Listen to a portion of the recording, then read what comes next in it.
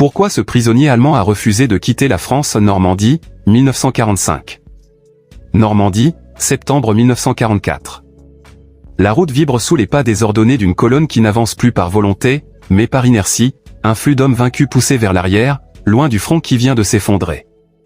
La terre est retournée par les chenilles des chars, saturée d'eau par une pluie fine et persistante qui transforme chaque mètre en un piège stagnant. Hans Müller, 23 ans, originaire de Königsberg en Prusse orientale, marche depuis l'aube sans savoir exactement où on l'emmène, ni combien de kilomètres il lui reste à parcourir. Ses mains tremblaient non pas de froid, la saison était encore clémente, mais d'un épuisement profond, accumulé durant 4 jours de combats continus dans le bocage normand, où chaque épée pouvait devenir une embuscade, chaque chemin creux, une impasse mortelle.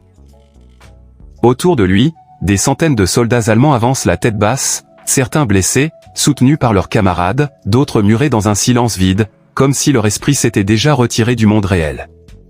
Un ordre est hurlé en anglais. Personne ne le comprend vraiment, mais le mouvement de la colonne se fige. Devant eux s'étendait un champ grossièrement clos de fils de fer barbelés, déjà saturés de silhouettes humaines, blottis les unes contre les autres. Un camp improvisé, érigé à la hâte pour contenir l'effondrement brutal d'une armée entière. Sous les yeux vigilants de soldats américains nerveux, Hans franchit les barbelés et cherche instinctivement des visages familiers, des hommes de sa compagnie, quelqu'un qui pourrait confirmer qu'il n'est pas seul dans ce chaos. Il ne reconnaît personne. Il s'assoit dans la boue, pose son casque à ses pieds et, pour la première fois depuis des semaines, une pensée qu'il avait soigneusement repoussée s'impose à lui avec une violence sourde. La guerre est peut-être finie pour lui, mais rien ne garantit que sa vie recommencera un jour. Les jours suivants s'effacent les uns derrière les autres.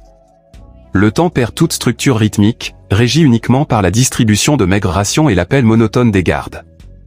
Hans apprend par fragments ce que les combats lui avaient caché.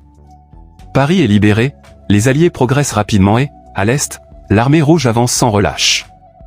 Königsberg, sa ville natale, semble appartenir à un autre monde, presque à un autre siècle. Dans les moments d'extrême fatigue, ses pensées dérivent vers sa dernière permission, 6 mois plus tôt. Sa mère, sur le seuil de la maison familiale, lui serrant la main comme si elle sentait que ce geste pourrait être le dernier. Son père, trop vieux pour être mobilisé, silencieux, au regard sombre, et sa sœur de 12 ans, Greta, qu'il avait embrassée en lui faisant promettre de revenir. Cette promesse lui semble désormais d'une fragilité insupportable. Au début de l'année 1945, le camp change d'aspect. Les prisonniers sont transférés vers une installation plus permanente, toujours en Normandie. Les Américains les font monter dans des camions bâchés qui roulent pendant des heures sur des routes défoncées. À travers les interstices